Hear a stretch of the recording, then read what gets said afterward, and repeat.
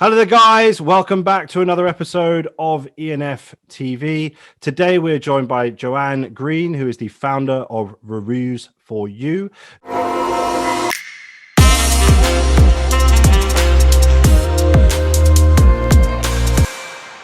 Joanne, thank you so much for joining us today. Thank you very much for having me, Tom. It's great to get you on the show because obviously we've been talking for some time now, and to see you, more and more all over LinkedIn, as I said before, on Clubhouse, and now actually more recently on YouTube, which is awesome. I know. I was, that was my introduction to YouTube, and that was scary enough. So, but I'm getting a bit more comfortable with it, and so here we are again. Yeah, welcome to being a YouTuber. I saw you put that on your post, which is fantastic. I'm a YouTuber, yeah. Okay, so how we like to start the show is just to find out about a bit about you, a bit about your background, and I suppose, obviously, what brought you to start your own business. So please do, Joanne, take it away. Okay, thank you. Well, I grew up in hospitality. My father, he ran various hotels throughout the UK. And actually, it started when I was 4, and I was asked what I wanted to be when I grew up. And I said I wanted to be a tourist, and everyone laughed. But I had the last laugh because I now live in Holland. I've also lived in Paris, worked in hotels in America and London. But anyway, so I thought, because my father ran all these hotels, it was like a glorious kind of enchanting lifestyle. Sure. But and at 14 in England, when we have to decide on, I had to decide on which O levels I wanted to take, which probably people don't even know what an O level is because they don't exist anymore. I had to kind of make a decision on what route I wanted to take. So I just decided, I had no clue. So I thought I'll follow in my dad's footsteps. And try and do a hotel management course at university. So I did O levels and A levels, and so yes, I did a hotel catering and institutional management course at Manchester Poly, which doesn't exist anymore. But anyway, and then my first job took me to Paris as an au pair, actually, because I followed my heart and not my degree. Right. But then I came back, and no, I didn't come back. I went to live in America, actually, and I worked in an amazing hotel in America called the Wheatley, and it gave me huge opportunity. I was in charge of reception or the front of house, actually. It was only a 17-bedroom mansion, but it's a small luxury hotel, and it's just beautiful. So I had a great experience running front of house, reception, even maintenance and housekeeping. And I did that for 2.5 years, and then I came back to London and I worked at the Milestone Hotel, which is another small luxury hotel in Kensington High Street in London. And then after you, and you know what's kept me in hospitality all this time is the people. There's something about the people. You work really dodgy hours, the pay isn't great, but the camaraderie is amazing. And so then I decided actually to leave hotels, and I went to work for a wholesale tour operator called Gulliver's Travel Associates, which was one of the largest in the world. And again, the camaraderie there was amazing. And I stayed there for 27 years. And my role was as a contracts manager, and I would contract or negotiate prices and allotments and guarantees and all sorts of special promotions, etc. And I would deal with hotels, general managers, directors of sales and marketing and revenue, and hotel owners.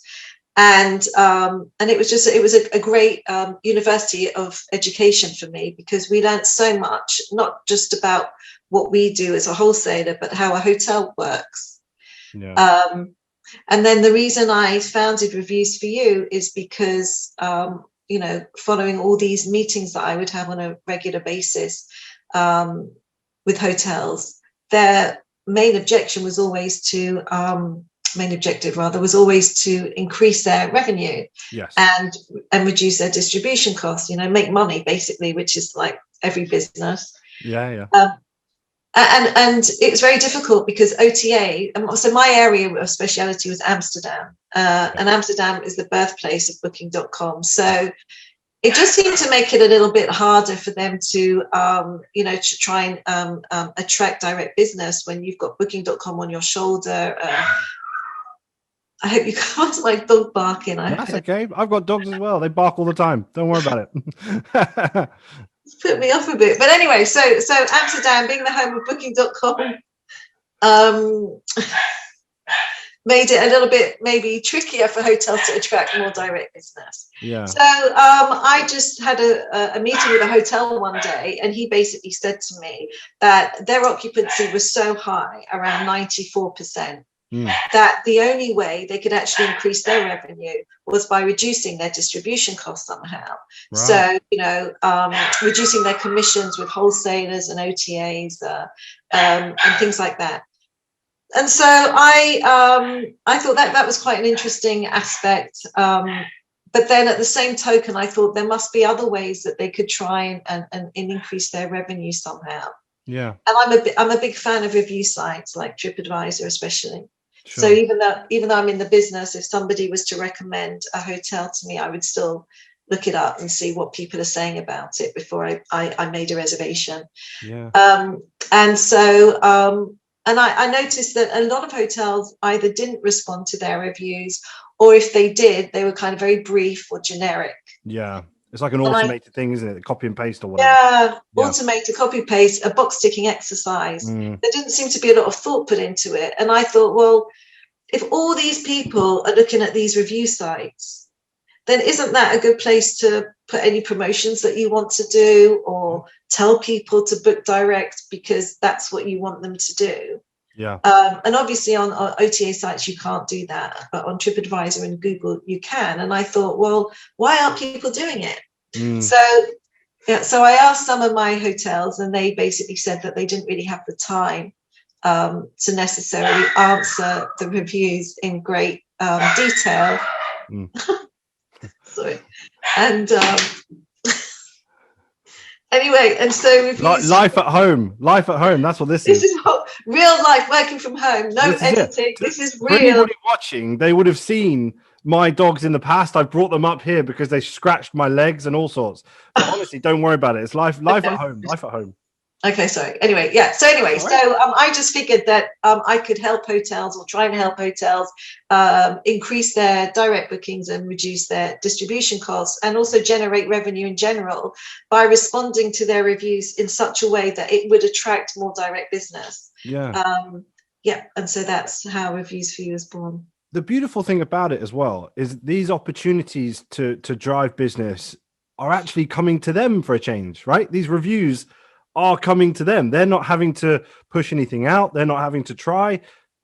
All they've got to do is respond. And then ultimately they can try and convert those reviews, whether they be bad or good, into further sales. If you reply to a bad review, one, you're mitigating the problem before it becomes a problem, because, we all know as soon as it goes out to the wider world on social media or whatever, then it can sort of gain traction.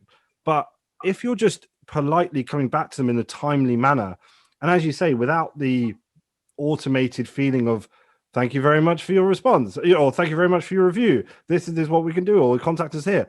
If you actually take some time and invest in the guest that's already stayed with you, and you develop that into a lead or into a sales proposition, that's a win for everybody, surely, right?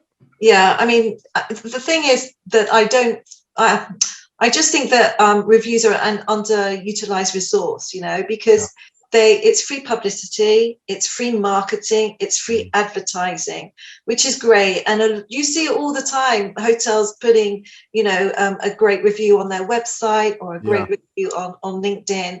They don't necessarily reply.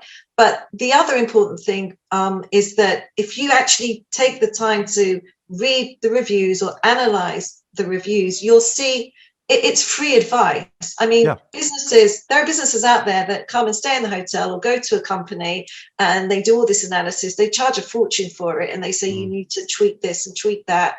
Here's a bill for £20,000. Whereas, when the guest says, there was a lack of hot breakfast items on the buffet, then, you know, add baked beans or something, and then, you know, it's great, and your reviews will improve. So it's really important to respond to reviews, as you said, also with a personal touch. Use their name. So many people don't use the name. But it's very, very important as well to make sure that you take in what they are saying and actually fix things if you can. I mean, there are a lot of hotels, you know, that are dated, and obviously it might cost a couple of million to update them. So you don't, you know, that's not necessary advice that you're not aware of. But, you know, I had an example of a hotel in Amsterdam, and they had a lot of complaints about the room sizes. And so I found out that the small rooms, they called them standard rooms. And, you know, we just kind of recommended that maybe they just change the name to cozy rooms. They don't even need to change the price. Just the name. And you need to manage people's expectations. Then those negative reviews go away, and you get more positive reviews, and you increase your ranking. And when you increase your ranking, you can also increase your prices. So it's a bit of a no-brainer, but people don't necessarily have the time to invest in it. No, but I suppose, again, anything that's coming in to the realms of free advertisement or free leads effectively to potentially convert them into sales, that's a massive trick missed in a market that we're in at the moment, and obviously going forward. So I think this is kind of, as you said, actually a no-brainer. It actually brings me on to my sort of first question, I suppose, which is, why should hoteliers be looking at reviews more than ever now? And how can they utilize those? How can they convert those? What do they need to do with them? Or what, I suppose, ultimately, could they do better with them? I think reviews nowadays are really important because people are sitting at home a lot, dreaming of, you know, going away. So there are a lot more people researching and looking forward to going away. So doing their research online. So what they're looking for is they're looking for a hotel to reply, because if you reply to your reviews, it means that you care about what your guest is saying. Sure. But more importantly now, I think they're looking for the cleanliness scores, you know. And if somebody leaves a poor, somebody might leave a positive review, but they might, you know, talk about the fact that the bathroom wasn't as clean as they'd hoped, things like that. These are really important issues to be addressed, because, you know, if somebody's posting about the cleanliness of a property in a negative way, then you're going to lose a lot of business, because that is probably one of the most important factors that people are looking for now when they go away. You just can't ignore these, because, you know, as I said, this is where people are doing their research, and there's a lot of information that they get that is really, really important to them. You know, the service was poor, so you know, there was lack of communication with regards to the spa being closed. Some people might pick a hotel because they fancy a relaxing break and to use the spa, and they get there and it's closed. So, you know, they can read this on a review, and they're aware that, you know, yes, the spa is closed, because they weren't aware of that necessarily when they were thinking about booking it. So there's an awful lot of information that people are now writing in reviews, and hotels really, they need to you know, to take them seriously, more seriously. And by responding to the reviews, as you said, you can even turn a negative content about your product, and that, of course, you know, helps with your SEO and increases your visibility. So there are just so many advantages about responding. You can put it free marketing. So like I said, you know, if you want them to book direct, tell them book direct. Here's our telephone number, stay 4 nights, get a free bottle of wine or free car parking. It's, you know, there are lots of advantages, and now more than ever, because it's a competitive market now. You know, gone are the days, and you know, these hotels I was saying to you in Amsterdam were running at 92-95% occupancy. Now they're running at 5%. I mean, it's tragic. It's absolutely heartbreaking. But if you're running at 5%, you need something to attract the people that are coming to your property. So, you know, and they are going to be reading reviews. So if you've got something in there that is special or unique, or you're offering them something, then, you know, it's not expensive. You don't have to, you know, I don't know, offer them a free night. You don't have to, but, you know, their value addeds are very, very incentivizing. and these are, you know, with, I think it was 3.5 billion hotel searches a month on Google and TripAdvisor combined. So that's a big audience. Yeah. This is it. And again, as you said before, it's effectively free advertising. They're leaving the reviews on. All you have to do is respond. Yeah, exactly. One question that I actually wanted to sort of ask you, from obviously, you know, what you do, you specialize in this area. In hotels, what's their general, obviously lots will be different, don't get me wrong, but what's the general approach to reviews at the moment? So is it just getting someone to do it as and when? Is it, you know, the sales team?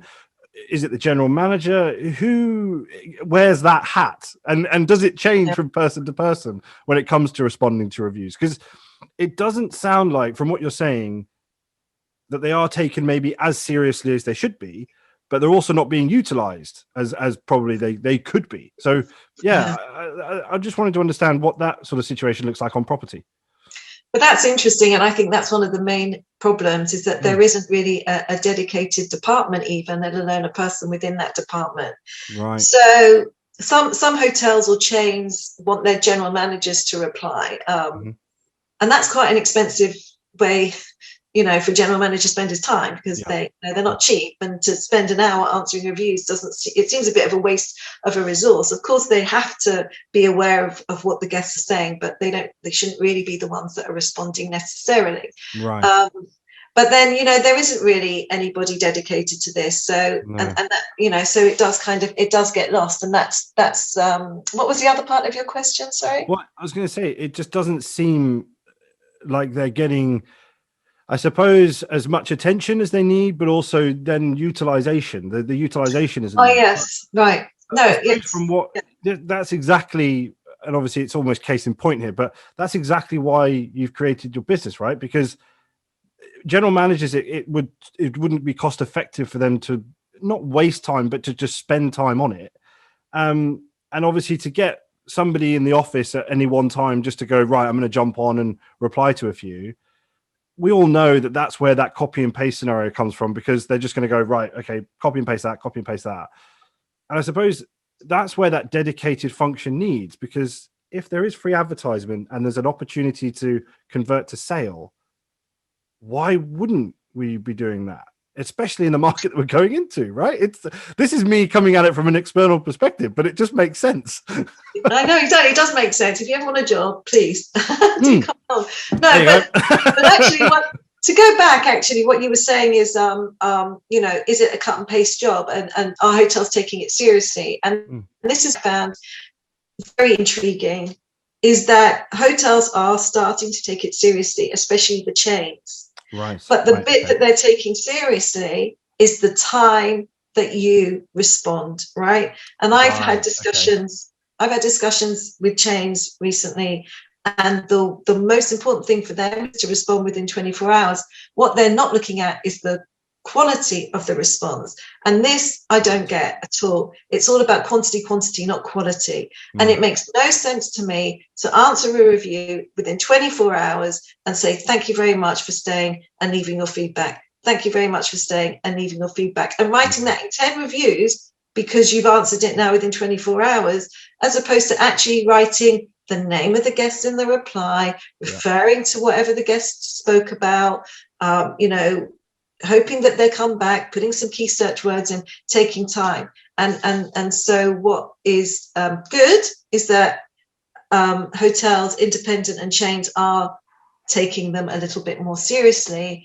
But what is disappointing is that it's more about the task rather than the content of what they're writing that is being taken more seriously. Right. That's obviously where we come along, because it's time consuming. It's very time consuming. Yeah. You have to find, you know, if you think about it, we certainly don't copy and paste anything. And we do want to make every response personal. And of course, sometimes it is difficult to say thank you very much, you know, 50 different ways. But that's our job, and that's what we specialize in, and that's what we do. I think it's something to remember as well, because I don't leave that many reviews, and when I do, you know, they are quite detailed. I've taken a bit of time into them, and I think that's something actually that I've never really thought about with reviews, is someone's actually taken the time to sit there and write something, whether it be really short or really detailed. It doesn't really matter. They've decided to take that time out to actually write that. And I think if a company had an approach where they understood that person's taken the time out to do that, why wouldn't the company then take the time out to then respond accordingly? And whether that be a positive or a negative, it doesn't really matter. That's almost irrelevant. It's just that time's been given by a customer, and they've given that time willingly. Yeah. And that's almost been taken for granted almost. That's how it feels anyway. I agree. And I think that, it's about customer care, customer satisfaction with the hospitality industry. And once they're in the hotel, it's all, good afternoon, sir, good morning, madam. But somebody who spent £500 or £600 a night in a hotel, or even £50 a night in a hotel, once they check out, it doesn't mean that you wash your hands of them. And yes, if they have been, nice enough to write a review because you've asked them to, or nice enough to write a review you haven't asked them to, they just wanted to. But where does the service stop? Why would you not respond to that? If I came up to you and I said, I had a great stay in your hotel last weekend, it was brilliant, would you just kind of walk straight through me and ignore me? This is it. This is it. For me, it's the same thing. And I understand to a lot of hoteliers, especially now with, staff shortages and things, it's just another exercise or function that they have to do, and they can't do everything. So what are they going to cut? So I do think that the intention is there, but I just don't think that it's being done yet. Right. That makes sense. I suppose. I mean, I suppose coming at it from a slightly more broader view now, in terms of your perspective, because of course you've lived and breathed hospitality, you fell in love with hospitality, and you've seen an industry that you love, that I love, fall into absolute chaos, and unfortunately a lot of people have suffered because of that. But now we're starting to see that recovery happening. I know obviously in the UK we're slightly different to Amsterdam in the fact that we do have a roadmap, we do have a date to work towards, which is of course created a lot of engagement, a lot of activity, which we've seen massively. But from your perspective, what do you believe the biggest challenges are for hotels within their reopening strategies to really get themselves back on their feet? Because again, I think the reviews element is a brilliant way to utilize that free advertisement, that free source of hopeful conversion to sale. So I suppose from your perspective, what are the biggest challenges of hoteliers right now? Well, as I said before, I think it's staff shortages, trying to find staff to come back and work for them, because I've heard it a lot on LinkedIn and on Clubhouse. Finding staff is very difficult because a lot of them have had to find work in other industries because they couldn't get a job once they were made redundant or furloughed. They couldn't get another job within hospitality. Some of them, and I don't know why this is the case in many industries. This is the case, but the wages might not be suitable for a lot of people. Then they might decide that with all the hours that they put in, they've had a bit of time to think about, what do I want out of my life? Yes. I don't want to work night shifts, or I don't want to finish work at 11 o'clock at night. I want to spend more time with my family. So this is the thing about hospitality. It is a very difficult industry because of all those reasons. But on the other hand, the rewards are, the rewards are enormous. You can travel the world when you've had that. Hotels are everywhere, so you can, especially if you work for international chains, that you can, move around very easily. And there are just so many opportunities out there. But it is something that I think has to run through your veins. But I do think there's going to be a lot of challenges finding the staff. You have to train staff, and investing in your hotel is going to be hard, because where does that money come from? You haven't had an income for a year, so it's a challenge. But you need to train your staff, because they need to deal with, well, first of all, they haven't been at work for a year or 6 months. They also need to be trained on COVID regulations and understand what that involves. I think I said to you once in another chat that I was in a hotel and we had to take the elevator, and I crossed my mind that you're only allowed 2 people in an elevator, until I was standing in the very, very long queue waiting for an elevator. And going for breakfast, we waited 20 minutes. It might not sound a lot, but we didn't get an elevator, and we walked down the stairs. And these are little things that people didn't have to worry about staff didn't have to worry about, how are they going to control only letting 2 people in a lift? How are they going to answer the complaints that they might get of all the people that missed breakfast because they were waiting 20 minutes for the lift? So you have to invest in your staff, pay them more, and you have to train them. They need to be trained and they need to understand all different aspects of the hotel, so that if somebody asks them a question, they're confident to give an answer. And of course, you need to outsource your reviews. Yeah, I'd agree. Outsourcing, actually, funny enough, outsourcing is a very, not joking aside, if you can't find the staff, then obviously outsourcing, sales and marketing, revenue, that's also a good opportunity as well. But it might take a job away from somebody, but I don't believe so, because a lot of people that have been made redundant or furloughed have started their own businesses, and they also have years of experience. So outsourcing could be something that should be also considered. This isn't obviously something that we'd spoken about prior, but that's one of the reasons I created with Adrian over at Right Revenue, the Hotel Collective, because we had good friends of mine that were creating their own consultancy businesses, and we were positioning it in a way where we could help hotels get back on their feet if they didn't have the specialist skills like revenue management, like sales and marketing, like e-commerce and so on. And it was one of these things where it was a no-brainer, bringing these brilliant professionals together to then obviously push it out. And I think that outsourced element has certainly been something that has been a growing interest for hotels, because they've started to see the benefit because of it.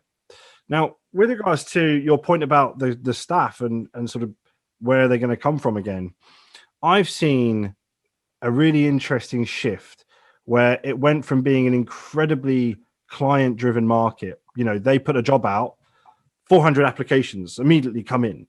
And I had it myself. You put an advert out, it gets shared, 40, 50 times. And then all of a sudden we got a lot of traction with it. But now we've switched, and I've got clients that are looking for people. And all of a sudden you're talking to people and they've got a couple of different jobs on the go. They've got a few different interviews going on. Time is very much becoming of the essence. Whereas before it was, well, we don't have to move as quickly as we would have done before. Whereas now it's been days. I mean, days where this has just switched. And it's a really interesting thing. And it's a very encouraging thing, because that activity means that everybody is now getting back on track. They're getting back on, and that's brilliant for the hospitality market, but it's also good for the employment market, because people are going to ultimately get back into jobs. Yeah. One of the things I massively agree with you on is, unfortunately, the amount of people we've lost to other industries. And that was apparent when I was talking to people that honestly just their pipeline of hopeful opportunities went through the floor. So the people that were actively looking just before COVID, and then obviously everything just hit a brick wall. And then with the people that were out of work for such a long period of time, like all of us, we've got bills to pay, we've got mortgages to pay, we've got kids and things. And they just had to get jobs elsewhere. It was just, that was it. So finding those transferable skills and placing them into another industry. But as you say, the hours that can sometimes come with hospitality, they're now generally into 9-to-5 jobs. They've been working from home, obviously due to COVID. They've been able to spend a lot more time at home, a lot more time to think. There's a lot of challenges, I think, for hoteliers and leaders within the hospitality industry to really drive engagement again, to get people back into it, because I think they've had a taste of a life that hasn't required them to work nights and do all this sort of stuff. And if you don't live and breathe it, like you so rightly said, it could be quite a hard proposition, depending on the role, obviously. Yeah, I do still think that there's going to be an element of people who want to get into travel and think that it's it can lead to other opportunities. And I haven't been to, funny enough, I haven't been to school for very many years, but it would be a good opportunity maybe for the industry to get more involved with schools and universities and try and get them to see all the different opportunities that there are out there, because I couldn't. I mean, you know, people often say, you know, what do you regret? What would you have changed in your life? And I wouldn't have regretted. I wouldn't have changed anything. No. Because, you know, the experience, the memories that I have, you know, I mean, living in Paris, living in America, all those opportunities, even now being in Amsterdam, all came about through, you know, the love that I have of the industry. And the main reason why I love the industry so much is the people. We all have something in common. It's like a bond almost, you know. We've all done those shifts. I did. I was a night. I did it for, I think I did it for 2 weeks, night manager at the Milestone Hotel. I mean, that was starting at 11 in the morning and 11 at night and finishing at 7 in the morning. Right. So I go home and everyone was coming into work. I loved it. I loved it. I mean, it's not something that I, you know, obviously went for after those 2 weeks. But, you know, I met so many famous people in the hotel. Pierce Brosnan at the Milestone was one of our first guests. So it's just, you know, people from, I love airports though as well. I could spend all day sitting in an airport just watching people. Where are they going? Where have they come from? Why are they going there? And I, you know, it's different. But I do think that maybe they need to look at the pay, because maybe that could be changed a little bit. For example, a housekeeper, I don't know how many beds you've ever made in the day, what the maximum is, but it is physically backbreaking stuff. And yet they're one of the lowest paid teams within a hotel. I don't know why. It's physically backbreaking, but you know, and people do it for many reasons. It's kind of behind the scenes, so maybe they can't speak a language and it's one option for them to become a housekeeper. I mean, there are many reasons why people want to become a housekeeper, but as I said, I think education and going to schools and saying, you know, these are all the possibilities that you can have. You know, that would be a start maybe, because we kind of need to spread the word. I do think they will naturally come back though. You know, everything has been pivoted and everything is a bit knee-jerky at the moment. Everyone makes knee-jerk reactions now at the moment. You know, I might, you know, last week I wanted the vaccine, this week I don't have the in Holland, and this might be a bit controversial, but last week I'm all for it, this week I'm not, tomorrow might be something else. But I do think people will gravitate back to the industry, because I think it's in people's blood a lot of the time. It's, for some people it's just a job, but for others it's a passion, and I think that they are still out there, but we need to maybe go out and preach to them a bit more. Oh, this is something I've been saying to people for the last God knows how long, to be quite honest with you, and I've been very active in getting more and more brands to go into universities and talk to students and really engage with them, not just from a careers day perspective, but just going in and guest lecturing, or going in and having a sort of day where they talk to a bunch of students. It's something I feel very passionate about. It's quite interesting.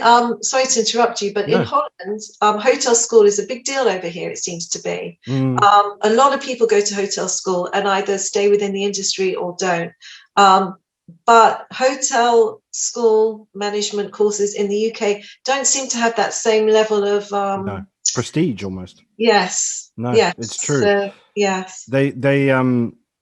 You see a lot more. So within the London campus that I deal with at the moment, we see a lot more in terms of percentages of students that are coming from wider Europe and internationally, rather than the UK students, which actually very much sort of follows the line that you're saying. And I do agree, which is a shame. And again, I think more awareness needs to be brought in to the amazing opportunities that come with working in hospitality. I think some of the benefits, as you've already said, travel, you know, if you work, anybody that's done a ski season out in any sort of skiing resorts, and they've been able to enjoy skiing, but also enjoy the time over there and what there is to enjoy, not only just building new friendships and relationships, but also just the fun of being able to do it.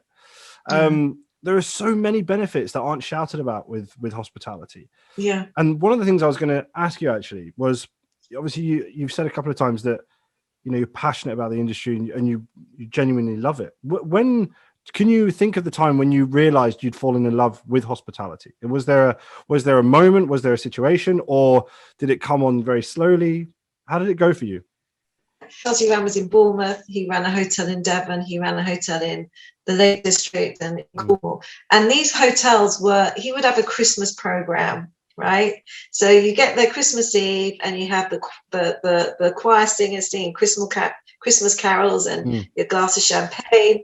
And then on Christmas Day, Father Christmas would come around to give all the kids presents, and we played bingo. And this is a long time ago. We played bingo, and then on Boxing Day, there might be a brunch, and then we'd go, especially in Bournemouth, to the pool dog racing, and we'd all and everything that he loved doing, all the guests had to do, right? And it was brilliant. And I loved that atmosphere then. And that was more front of house. So I think the thing that really did it, though, was when he said to me, "You're in charge of all this." And I said, how is that possible? And he said, "Because I'm in charge and you're in charge of me." So that was the day that I figured, this is where I'm meant to be. This is the route I'm going to go down. But those memories, childhood memories are really quite important, and I just loved it. There was a head waiter called Frank, and he used to sing on New Year's Eve. I did it my way, completely digressing now. And I just, I was, I don't know, it was a long time ago, let's put it that way. And I remember it so clearly. It was just, as I said, everyone was, they worked hard and they played hard. And I think that's also very much a hospitality kind of saying. We work hard and we play hard, because we would finish work. When I worked in a hotel in London or wherever, we'd finish work at 11 o'clock, and there was always one pub back in, it was also before the pubs were allowed open till very late, but there was always a local pub that was allowed an extended license. And so we didn't go home at 11 o'clock. We all waited for each other. We all went down to the pub. So, it was very much a case of, we do work hard, but we play harder. And that's what's really fun about it. Until you get to a certain age, you can't keep up anymore. And then you start your own business instead. This is it. I suppose this actually brings me on to my last question, and it's more of just understanding a little bit more about what you guys are up to at the moment. Obviously, there's been a lot of changes more recently. I know from obviously our conversations that there's been some fantastic activity going on from sort of a client perspective.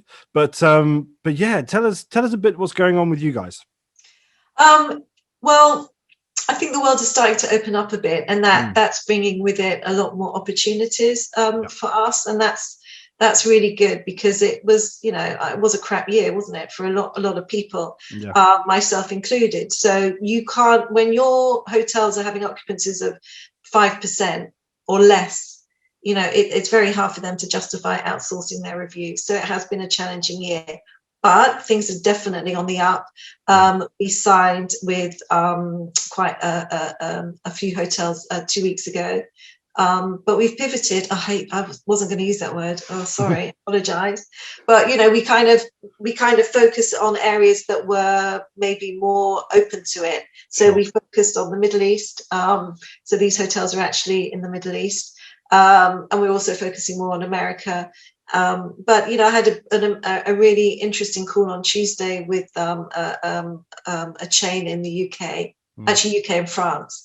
And they just want to streamline their staff, and they don't want, they have a lot of reviews, and they don't particularly want their staff, not wasting time. What did we say? They want them to be focusing on other matters, but at the same time, they put a lot of influence on their, not a lot of influence, they put a lot of importance on the reviews and the replies. So they really want them to be done professionally. So, as slowly as the doors are opening, the opportunities are coming our way, and it's, interview me in a year's time.